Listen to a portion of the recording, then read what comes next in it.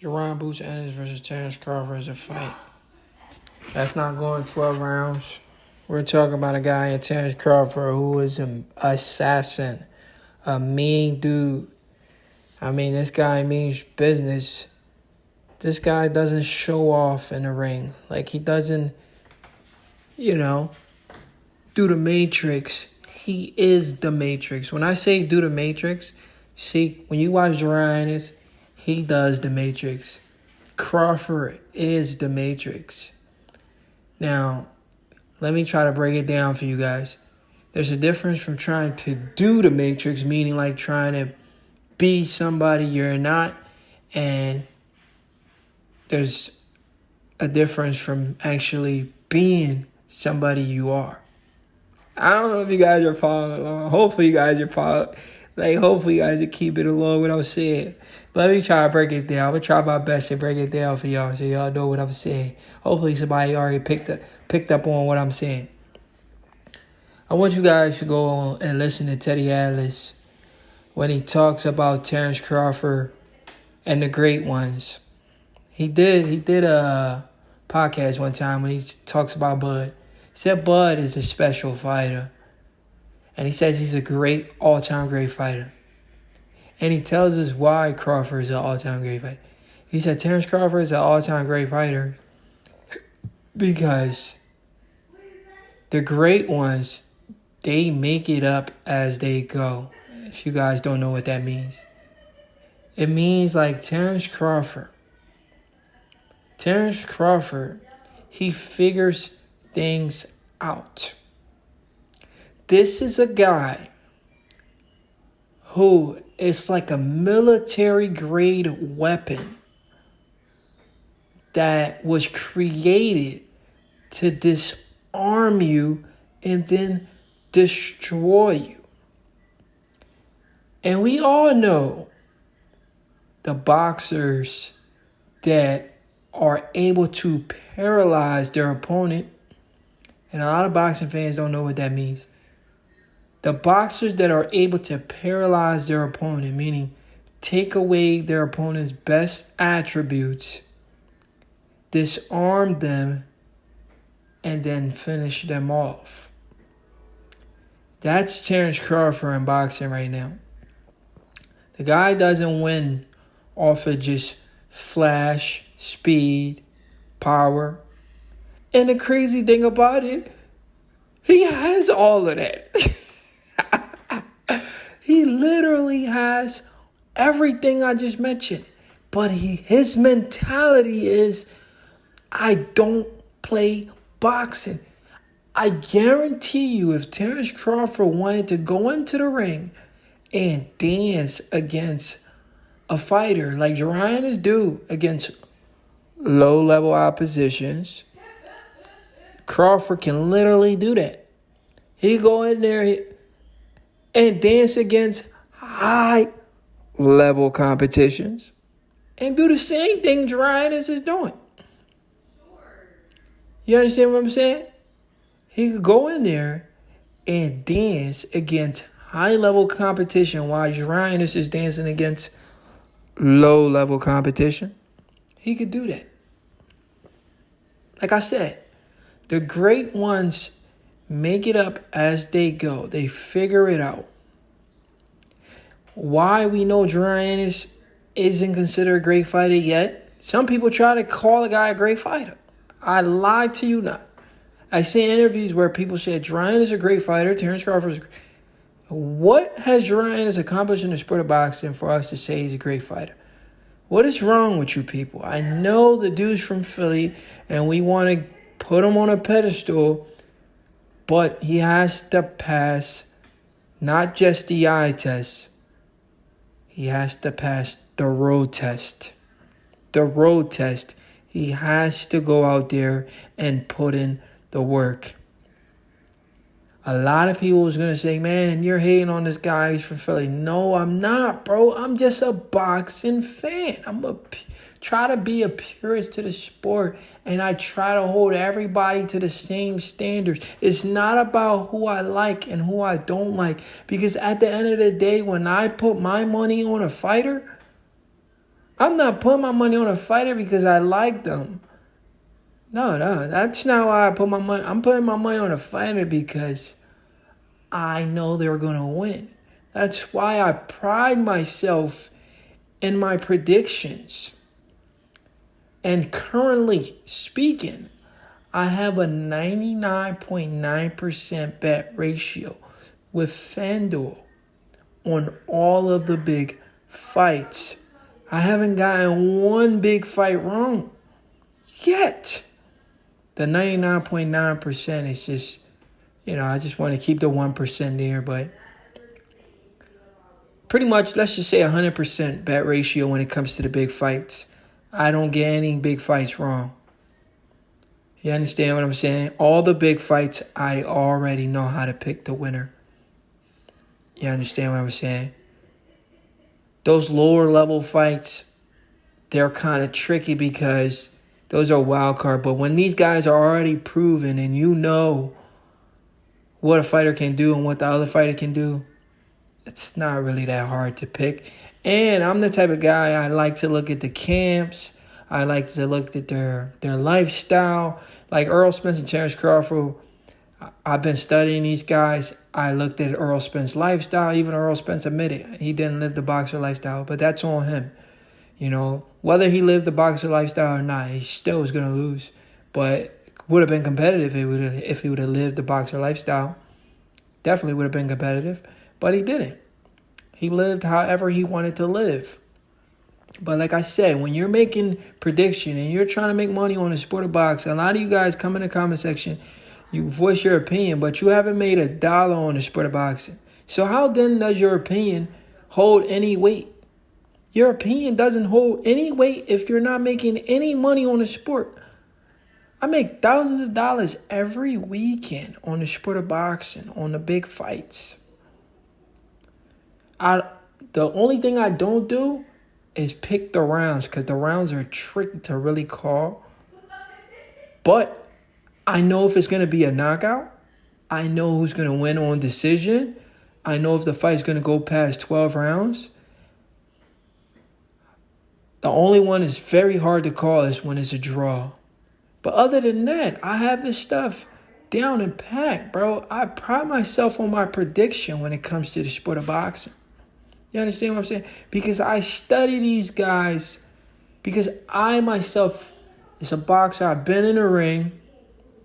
I've got a few amateur fights. I don't want to go pro. And I talk to a lot of trainers who know boxing. I just don't just lean on my own understanding. I actually study the sport of boxing. I talk to trainers. And every gym I've been to, and I bring the fight up. And I live in Philly. I tell my trainers, I go to my trainer. I said, Crawford versus Jaron, Ennis, who wins? My trainer look at me, are you serious? And Jaron Ennis is from the city. He's like, come on, man. We already know. All my trainer got to say is, come on, man. And I already know who he's picking to win the fight. I asked my other trainer, Crawford, Jaron Ennis, who wins? Come on, bro. We already know what's going to happen in that fight. Only the casual fanboys of the world are picking Jaron Ennis to beat Terence Crawford like they were picking Errol Spence. Because, they think Errol Spence was the more popular fighter at the time. Jaron Ennis is not the more popular fighter. A lot of these casual fanboys that I'm talking about, they're still Errol Spence Jr. fans. They're Errol Spence Jr. fans putting a battery in Jaron Ennis' back. Like I said, I'm from the city of Philadelphia. My trainers, when I ask my trainers about a fight with Jaron Ennis and Crawford, majority of the trainers and the people that I'm around that knows boxing, and these trainers that I train with, they're defensively, their motto is defense first. You understand? They try to make you last in the sport of boxing. So these guys, they know boxing. They know defense. They know offense. They know everything. These guys, they know the sport of boxing. You understand what I'm saying? So when I ask these dudes about a fight with Ennis and Crawford, they said, come on, man. Come on. Ennis is not ready for that smoke. Only man, the only thing is I don't get these guys on camera like YSM Sports Media get these guys on camera.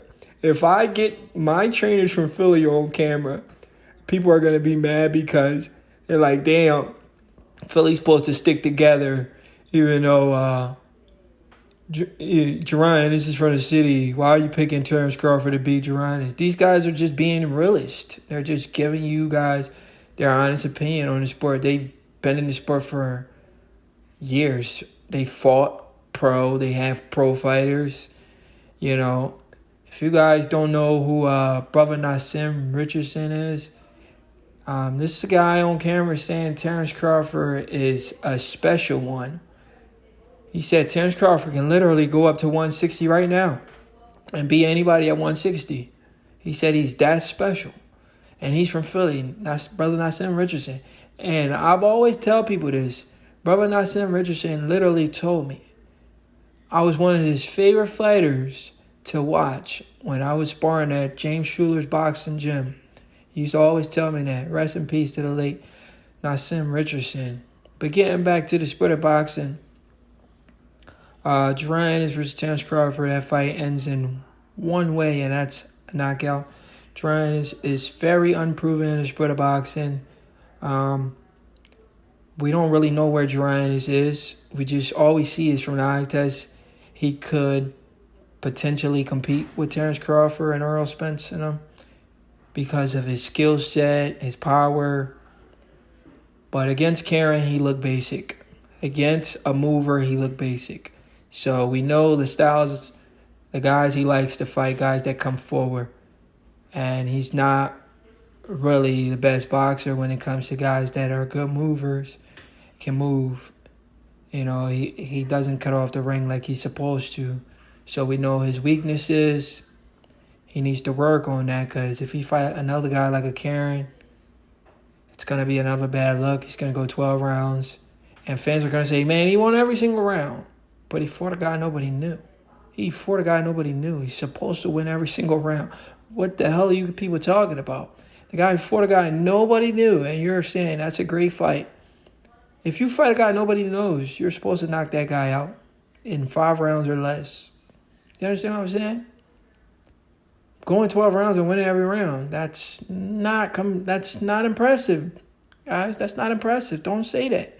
Don't embarrass yourself when it comes to the sport of boxing and say stuff like that. But, yeah, honestly, I feel like the people that want Jaron to fight Terence Crawford right now, they don't really like Jaron. They're just putting a battery in the dude back.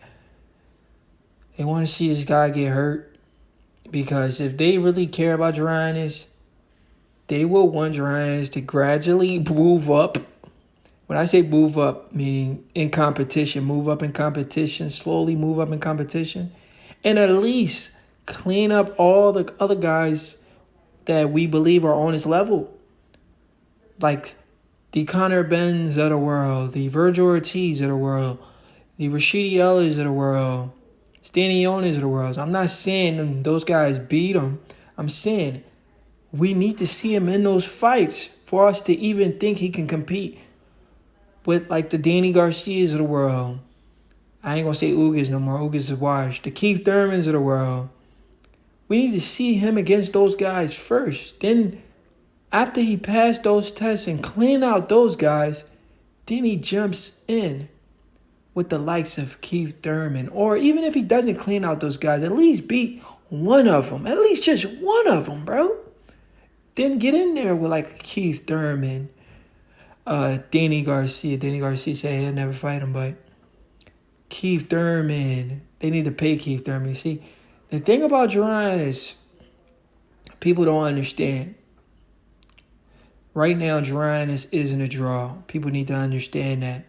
So guys will not be in a hurry to fight him. It's not that guys, this is the narrative that people push because they don't understand boxing. Man, guys don't want to fight Jaron. That's cap. Guys do want to fight Jaron. But because Jaron Ennis is not a draw yet, and he's making $125K a fight, if you fight Jaron Ennis and he's making $125K a fight, how much money are you really going to get to fight a guy like that? Do that make sense? Why would I go fight a guy who you guys are saying, oh, this is the next Roy Jones and all this stuff? Y'all giving this guy all this hype. So if you're giving this guy all this hype, that means he should be making that hype money, right? When a guy's getting a lot of hype, he should be having, I'm not saying Jaron is a hype job. You guys need to listen. When he's getting all this hype, he's supposed to have that hype money, so the risk is worth the reward, right? So when I go to fight a guy like Jaron Ennis, I should make my highest payday, meaning like I should make enough money where if I were to lose, I'd be cool. But I'm not about to go fight the guy when I can make the money that I'm going to make fighting two other easier fights. It makes no sense. That's what people need to understand. It's not people scared to fight Jaron. It's not worth fighting Jaron because the money's not there yet. He's not a draw yet.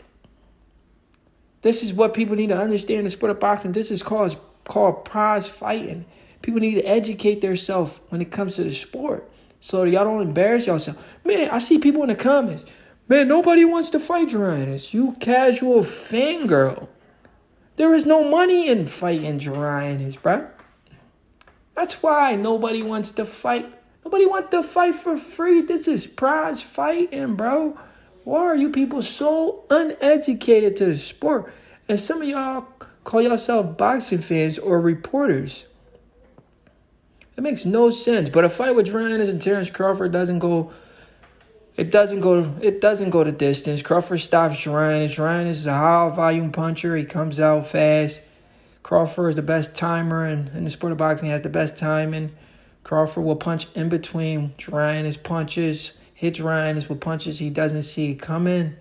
He'll drop Jaron multiple times in the fight because if somebody's punching with you, and Crawford's a guy that always gets there first, he figures out Jaron's combinations because Jaron he tries to switch it up, but Crawford's he's gonna pick it up fast. He's gonna pick it up. Crawford's a guy that like I was saying in the beginning of the video, he's a guy that makes it up as he goes. So he's gonna pick up on everything Jaron is doing. Once his timing is down, he's catching Jaron in between his shots. He's catching him like he's landing first, and he has a very long reach. A 74-inch arm reach. Like his arms is super long. He's catching Jaron from distance. Jaron has never been hit before, and he's stronger than Jaron. You think Jaron is stronger than Crawford? Crawford would muscle Jaron, manhandle him. You seen what Crawford did to Spence? You think Jaron is stronger than Spence? I don't know that for a fact. I think Spence might be stronger than Jaron. Crawford manhandled Spence, manhandled Sean Porter. We seen him pick Sean Porter up and walk them back to the corner. Crawford is freakishly strong. Jaron is not anywhere as strong as Crawford. People need to understand this. It is what it is. But a fight with Crawford and Jaron is a recipe for disaster. If you guys don't like Jaron, it's the only reason why you guys are pushing for the fight with Bud Crawford. You want to see this kid get hurt. You want to see his young, supposedly illustrious career get in fast. If he gets in there with a guy like Bud, without ever testing the waters and gradually moving up, it's going to end bad. And you guys are going to act like, man, Jaron, this was green. You're going to come up with the excuses. And I'm going to be the one saying right here, saying I told you so. And look, Jaron he fought for the bait. He let these dudes put a battery in his back. And he got cooked. It's your boy No Credit, and I'm out.